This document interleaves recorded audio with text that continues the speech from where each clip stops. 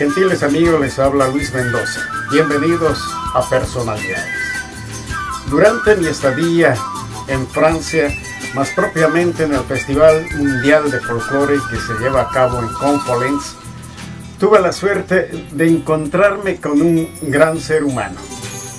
Su coraje, su lucha y honestidad son cualidades indiscutibles de este gran músico boliviano, gran folclorista boliviano, que se ganó, por supuesto, el respeto acá en el viejo continente. Fue integrante y a la vez fundador de los Chascas. Llegó a Europa en calidad de solista. Posteriormente llega a Rupay como integrante hasta el día de hoy. Su nombre es Basilio Guarachi Moyo. Y amigos, esto es lo que hemos podido obtener de este gran músico boliviano. Basilio, bienvenido a Personalidades. Muchas gracias al programa Personalidades. Un gusto de tenerte aquí en nuestra región en Francia, Annecy. Un gran saludo a todos los televidentes, a todos los radioescuchas, y contento de encontrar de tantos años a mi amigo Luis Mendoza. Muchísimas gracias. Basilio, ¿dónde y cuándo nació Basilio Guarachi? Yo nací en Oruro el 14 de junio de 1950. ¿En Oruro? En Oruro. Ya, muy bien. ¿Y cuándo es que llegaste a la ciudad de La Paz? A La Paz no tengo gran recuerdo, puesto que fue mi madre que me llevó de muy chico. Ya. Entonces no tengo un recuerdo exacto. Muy bien. Basilio, ¿en qué momento es que te inclinaste a la música folclórica boliviana? La música, al instrumento sobre todo, fue entre paréntesis, mi padre falleció muy temprano, me dejó muy chico, y mi madre, por calmar, digamos, mis penas, me propuso de tomar algo para olvidar mis penas. Yeah. Y ese fue el momento en que yo pedí de aprender o de tener un charanguito para aprender a tocar. Uh-huh. Y es ese momento que caí directamente en manos de este gran luthier que es señor Rivas, Isaac Rivas, el padre. Isaac Rivas. Gracias también a la gran colaboración del maestro Ernesto Caburo. Yeah. Entonces me inculqué casi a mis 13 años. Más o menos estamos hablando por los 60. 63. 63, sí. Ya. Pero en aquellos tiempos, Basilio, era tan difícil entrar al mercado folclórico porque te tildaban siempre, todos decían, o no, el charango es del indio, o la zampona es del indio, etcétera, etcétera. ¿Había ese prejuicio? Sí, por supuesto. Yo tuve el privilegio, tal vez fue la coincidencia de la partida de mi padre, que me dio esta opción. Ya mi padre, cuando era más chico todavía, mi padre vendía acordeón. Una vez me había reservado un pequeño acordeón diatónico, yeah, para regalarme posiblemente en Navidad. A la época de ventas le faltaron los acordeones, y el acordeoncito que me había reservado, que era de un color burdeos, se lo había vendido, ¿no? Uh-huh. Entonces mi padre no pude recibir de sus manos este instrumento, y poco después falleció, y es después que mi madre pues me dio esta oportunidad de tomar el charango. Claro, época difícil, ¿ya?, en la que había una transición todavía de la música, de la cultura sobre todo.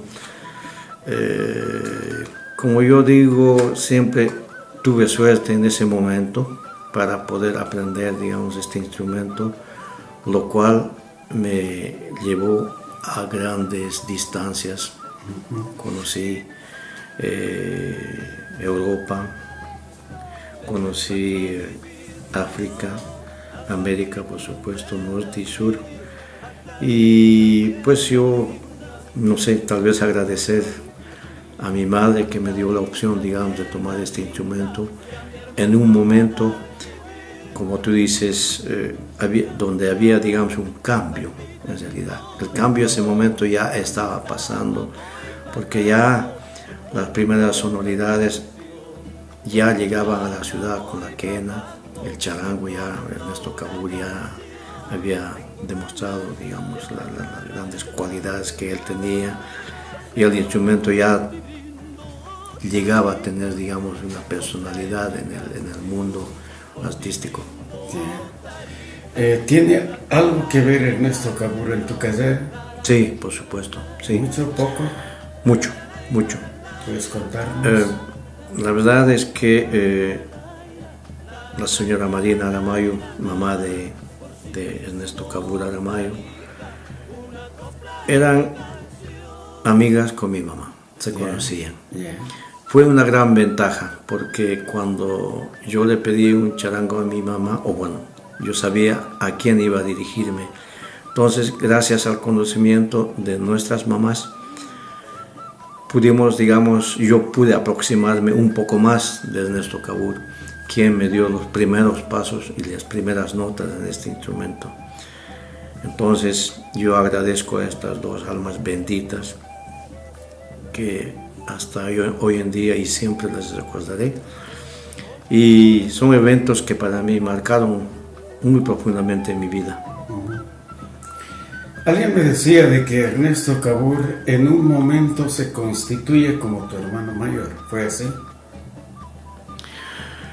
Bueno, con don Ernesto tenemos una afinidad en realidad muy simpático, muy simpático. Una vez más fue la relación de nuestras mamás en realidad, y Ernesto pues tiene su hermano Lucho Cabur, que somos casi de la misma tanda, ¿no? Yo visitaba mucho su hogar, uno digamos por la señora Marina Aramayo y el otro digamos por Coco, que yo admiraba ya en esos momentos, ¿no? Entonces para mí una incursión muy grande, digamos, para continuar con el charanguito. Qué tremendo. ¿En qué momento llegaste a los chascas? Tengo entendido que eres uno de los fundadores de los chascas, de los primeros. Cuéntanos. La admiración artística pues nace en la Peña Naira, ya cuando habían los grandes artistas ahí como Alfredo Domínguez, los Jairas, por supuesto. Y yo ya tenía las primeras notas en el charango, ya podía tocar. Y es Cabur que me dice: ¿por qué no tocas con un muchacho que yo conozco que toca la quena? Podían tocar a dos o conseguir un amigo más, me dice, ¿no? Yo a la época estaba todavía en el colegio Buch y me dice, ¿por qué no? Probamos, ¿no? Y probamos. La verdad que salía la cosa con el sonido de Ricardo Mendoza, quien también, digamos, apoyaba musicalmente hacia Gilbert Fabre, el suizo. Es así como que yo provoqué, digamos, en mi colegio, hice un llamado, digamos, a quien podía, digamos, acompañar con el bombito, y ahí nació un amigo que dijo: yo podría, un amigo un poquito reservado, pero por lo menos se manifestó que él podía acompañarnos, ¿no? Y así fue? Nació. ¿Quién fue? No me recuerdo el nombre exactamente, con la edad ya, unos con tantos recuerdos, con tantos viajes, a uno se eleva muchas cosas. Y fue que tocamos en la Peña Naira y tocamos como los Jairitas. Padrino, por supuesto, fue Cabur. ¿Ya? Y comenzamos a tres así. Tocábamos Alboroso Colla, que bien me recuerdo que teníamos que afirmarlo bien como chicos, ¿no? Teníamos 13 años todavía. Y salió muy lindo, y a partir de ese momento nació pues los Jairitas, los primeros Jairitas, a 3 personas. Eso duró tal vez un año, un poquito más, y ahí pues fue que también, digamos, gracias a la iniciativa de Ernesto Cabur, que había Percy Bellido, que en esas épocas estaban en el Ballet Nacional de Chela Urquidi, y que él empezaba y le gustaba tocar bombo, ¿no?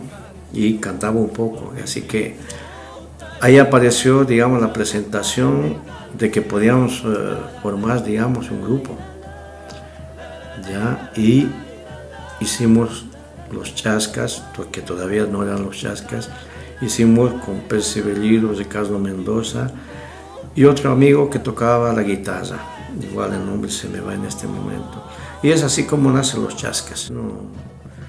Percy canta bien, pienso que ustedes podrían afinar bien en voces y punto, y él se prueba con nosotros y ahí nos juntamos los Chascas.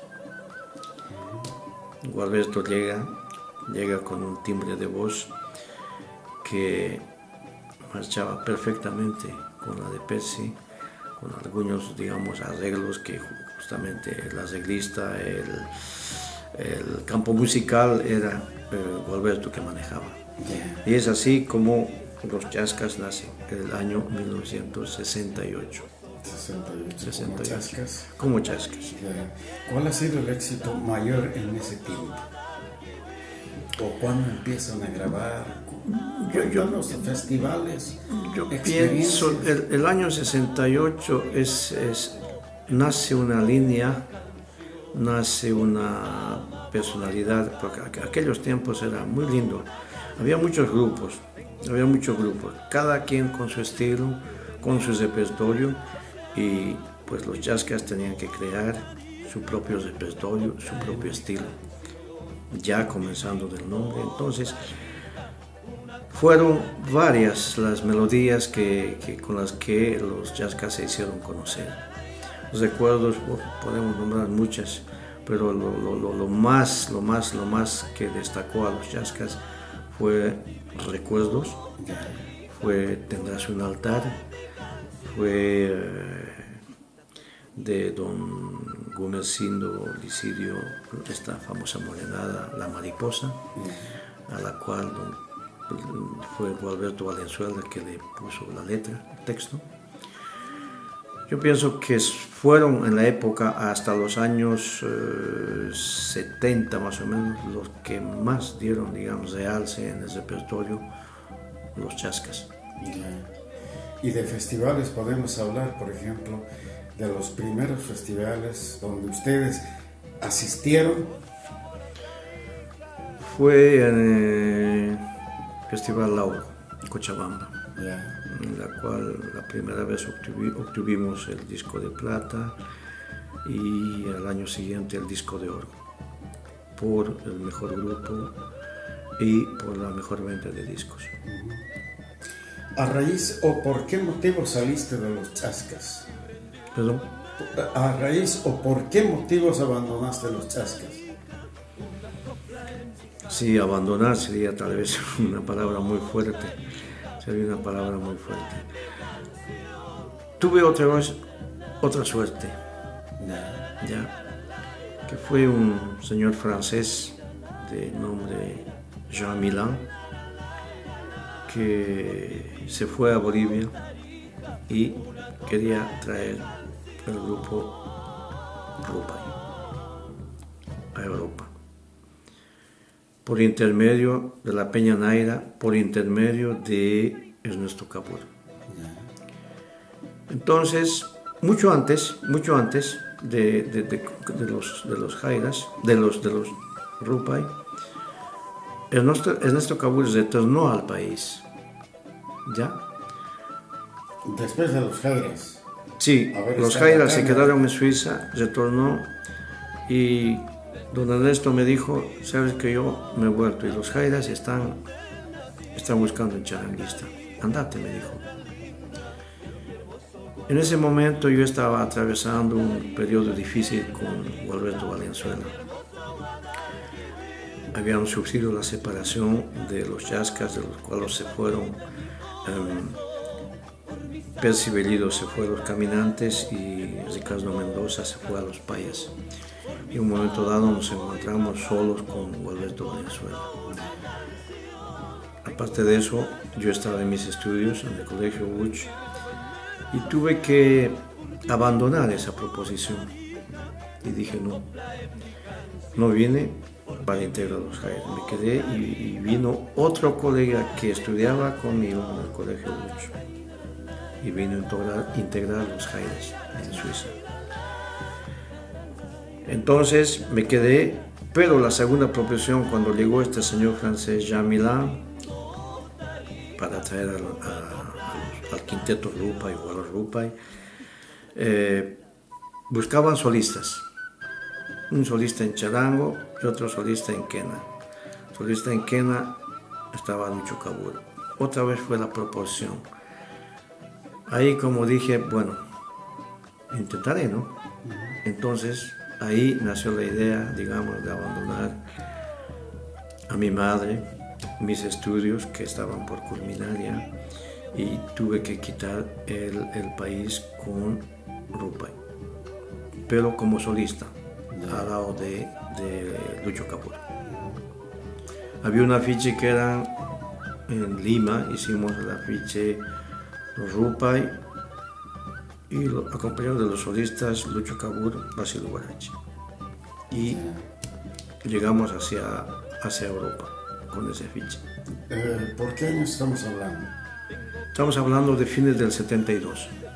De 1972. Sí. Ok, amigos, una breve pausa y luego volvemos con Basilio Guarachi.